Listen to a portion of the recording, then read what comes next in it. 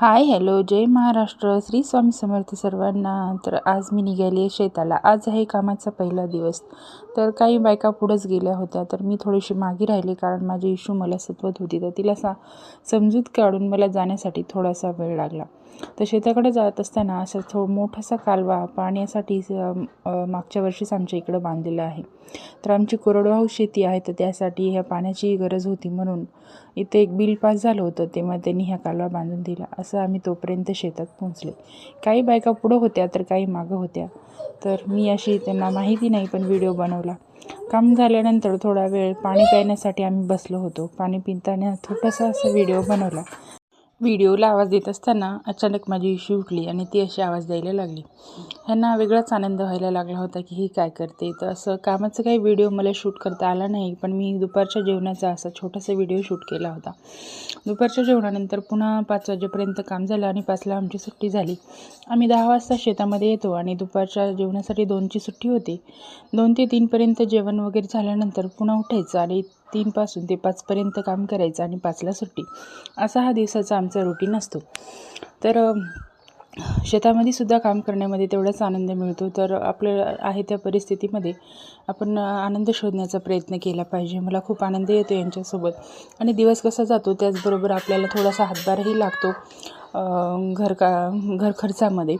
तर आल्यानंतर घरी असा चहा बनवून पिला, कारण वातावरण असं थंड होतं की आभाळ वगैरे आलं होतं. थोडा पाऊससुद्धा आला अधूनमधून.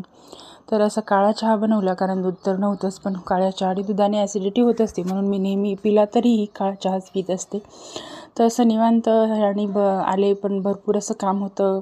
कपडे वगैरे घडी करायचे होते, तसेच ठेवले होते. 5-5:30पर्यंत आम्ही घरी आलोत आणि घरचं असं होतं पसरलेलं पूर्ण कपडे वगैरे, आणि बाहेर अशा कोंबड्या डालण्यासाठी पण येत होत्या.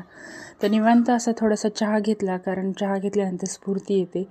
कामाचा पहिला दिवस होता त्यामुळं थोडंसं पाय वगैरे दुखत होते, कारण सवय मोडली की माणसाला होत नाही. तर मलाही थोडंसं सवय मोडल्यासारखं झालं होतं. पण कंटिन्युअसली जर गेलं कामाला तर असं काही होत नाही. तर ती सवय होऊन जाते शरीराला. प्रत्येक वेळेस नशिबाला दोष देणं योग्य नसतं, कारण नशीब आपल्याला संधी देतं. त्या संधीचं सोनं कसं करायचं हे आपल्याकडं असतं. तर मी सध्या खेडेगावात राहते, तर इथं जे पर्याय माझ्याकडे उपलब्ध आहे त्यानुसारच मी जीवन जगते. तर माझ्या 2 मुली आहेत, त्यांचं शिक्षण, त्यानंतर घराची जबाबदारी प्रत्येक हे. तर आजच्या युगामध्ये असं होते की एका व्यक्तीच्या खांद्यावर भार देऊन चालत नाही. तर आपणही त्यांना थोडासा हातभार लावावाच लागतो. तर मीही घरात बसून अनेक विचार डोक्यामध्ये येण्यापेक्षा गावातील बायकांसोबत जाऊन माझी थोडीशी इन्कमही होते आणि दिवसही जातो व मिळालेल्या पैशामधून मला काहीतरी करण्याची, स्वतःसाठी, आपल्या मुलींसाठी संधी मिळते. आपला स्वतःचा खर्च करण्यासाठी स्वतःची इन्कम असणेसुद्धा तेवढेच महत्त्वाचे आहे.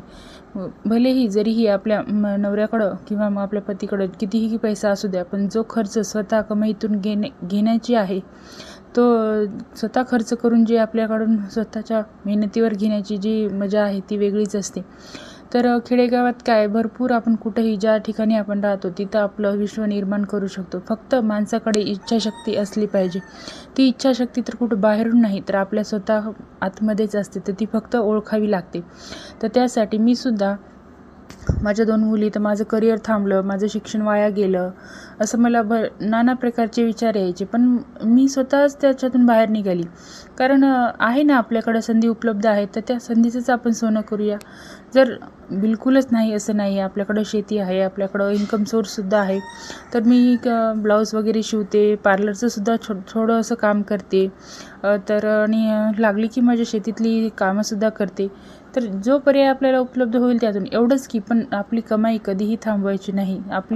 आपण 200 रुपयांनी काय होतं, 500 रुपयांनी काय होतं असं न म्हणता, तर आपण एका दिवसाचा विचार करायचा कधीच करायचा नाही. तर जे आपण 200 रुपये रोज कमवतो तो त्याच वर्षाला किती होईल हा विचार आपण करायचा. नेहमी पॉझिटिव्ह थिंकिंग ठेवायची आणि पुढं जायचं. तर बऱ्याच जणांना अशा वाटते की माझं करिअर थांबलं, माझं शिक्षण वाया गेलं आहे. मलाही तसेच वाटायचं आणि मीही सुद्धा डिप्रेशन गेल्यासारखं वाटत होतं. पण मला माझ्या घरच्यांनी खूप सपोर्ट केला. माझ्या भावानी, बहिणींनी, आईनी यांनी सर्वांनी समजून सांगितल्यानंतर मला एक योग्य वळण मिळालं आणि मी कुठंतरी पुढं निघण्यासाठी प्रयत्न करायला लागले. रात्रीची थोडीशी कामं केली, त्यानंतर असा माझ्या शर्वरीचा अभ्यास घेतला, तर ती अशी छान सुंदर अक्षर कसं दिसते तिचं कमेंट करून नक्की सांगा. 1 वर्ष लागलं तिला पूर्ण असं अक्षर तर काढण्यासाठी. त्यानंतर शरूच्या पप्पांनी थोडीशी मदत केली खिचडी बनवण्यासाठी, तर त्यांनी पूर्ण साहित्य वगैरे तयार करून ठेवलं. तोपर्यंत मी हिचा अभ्यास घेतला आणि त्यानंतर खिचडीला फोडणी दिली. मी रात्रीच्या जेवणामध्ये सहसा जर जास्त थकली तर खिचडीच बनवत असते, खायला सोपी आणि पचनाला पण सोपी, तर त्यासाठी खिचडी बनवली. आणि ह्या माझ्या पिल्लूचा डान्स चालू होता.